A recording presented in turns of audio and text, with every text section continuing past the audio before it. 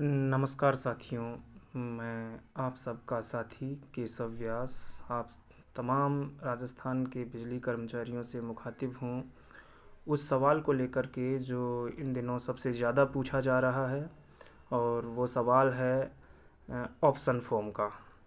आप सब साथी जानते हैं कि हम लोगों ने राजस्थान के कोने कोने से आए आप सब साथियों के सहयोग से एक लंबी लड़ाई लड़ कर के हमने ये ऑप्शन फॉर्म वाली जो नई व्यवस्था है आईटीआई होल्डर तकनीकी कर्मचारियों के लिए वो हासिल की है। इसलिए इसमें जो प्रश्न है कि इससे फ़ायदा होगा या नुकसान, तो मैं आप लोगों को ये चीज़ क्लियर कर देना चाहता हूँ कि जो पुरानी हमारी व्यवस्था थी ऑप्शन फॉर्म भरने से पहले वाली जो व्यवस्था है उसमें और नई व्यवस्था में जो नुकसान का प्रश्न है वो तो कहीं उठता ही नहीं है कि आप लोगों को कहीं कोई नुकसान तो नहीं होगा।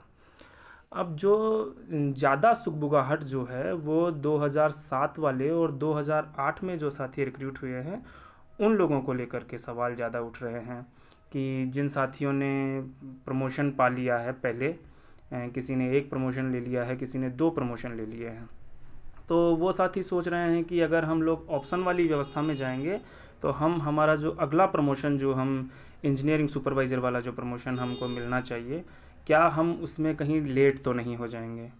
तो ये बहुत जायज़ सवाल है और मैं इसको क्लियर कर दूं कि 2007 वाले जो साथी हैं लाजमी है कि पहले प्रमोशन उन्हीं का होना है, उसके बाद में 2008 वाले साथियों का प्रमोशन होगा, उसके बाद में 2009 वाले साथियों का। इस तरीके से जो साथी सीनियर होगा पहले प्रमोशन उसी का होगा पुराने वाली व्यवस्था में।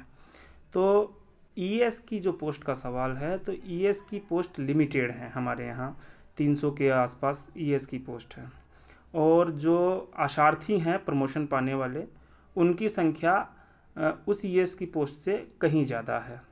इसलिए जो 2007 के जो साथी हैं और वो 2 प्रमोशन पा चुके हैं, यानी कि जो साथी 2007 के रिक्रूट ऑलरेडी लाइनमैन फर्स्ट या इलेक्ट्रीशियन फर्स्ट या है जो एसएसए एसबीए फर्स्ट हो चुके हैं, उन लोगों को ये लग रहा है कि भाई अगली जो डीपीसी होगी 1 या 2 साल में वो लोग ईएस बन जाएंगे।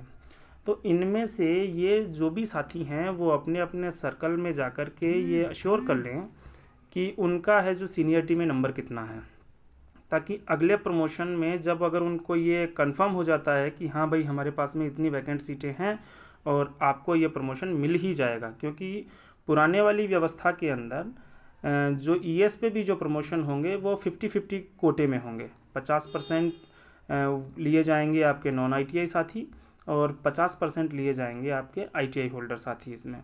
तो आप ये सुनिश्चित कर लें कि इस कोटे में आपका नंबर आ रहा है कि नहीं आ रहा है। बाकी जो साथी 2007 के हैं और वो मेरिट में बहुत कम हैं, उन लोगों को ऑप्शन में जाना ही जाना चाहिए। शेष 2008 वाले जो साथी हैं जो भी 1 या 2 प्रमोशन ले चुके हैं, जिसने 2 प्रमोशन ले लिए हैं वो अपने सर्कल में जा कर के अपनी सीनियरिटी चेक कर ले एक बार कि उसका नंबर आ रहा है कि नहीं आ रहा है। अगर नंबर नहीं आ रहा है 1 या 2 साल के अंदर, तो डेफिनेटली आपको है जो ऑप्शन वाली व्यवस्था में ही जाना चाहिए, क्योंकि जो सीनियर है उसी को वहाँ प्रमोशन मिलेगा और नई व्यवस्था में आपको टाइम बाउंड प्रमोशन आपको मिल रहे हैं। तो जो 2007 के जो साथी हैं और 2 प्रमोशन ले चुके हैं, उन साथियों को अपनी सीनियरिटी अपने सर्कल में जाकर के पता करनी चाहिए।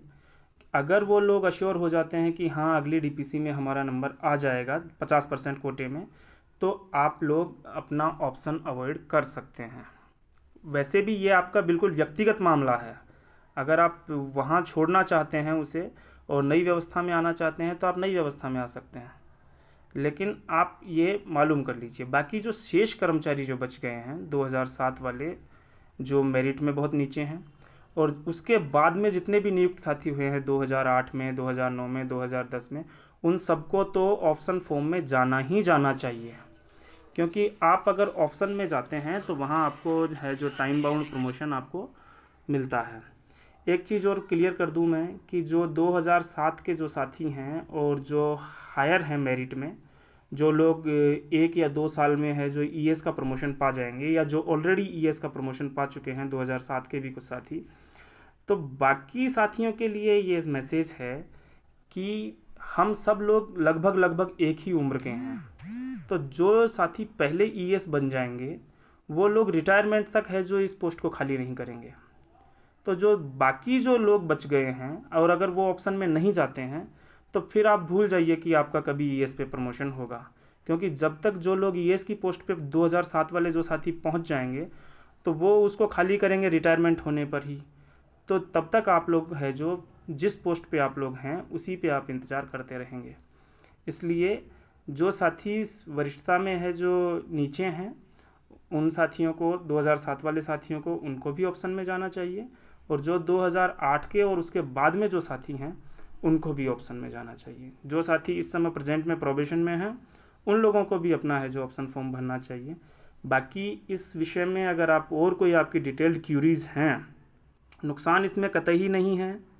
जो 2007 के वरिष्ठतम साथियों के अलावा जो भी लोग बचे हुए हैं उनको किसी भी साथी को इस नई व्यवस्था में कोई नुकसान नहीं है। फिर भी आप इस बारे में अगर कोई डिटेल्ड अगर जानकारी लेना चाहते हैं तो आप मेरे साथी हैं रामरतन जी, उनसे आप है जो संपर्क कर सकते हैं। एसटीएम फर्स्ट जयपुर के साथी हैं श्री रामरतन जी, उनका नंबर मैं आपको बता देता हूँ यहाँ 9460869608।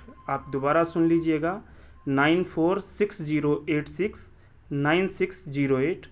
आप इस नंबर पे श्री रामरतन जी से आप बात करके और डिटेल्ड इसमें जानकारी प्राप्त कर सकते हैं। Thank you very much.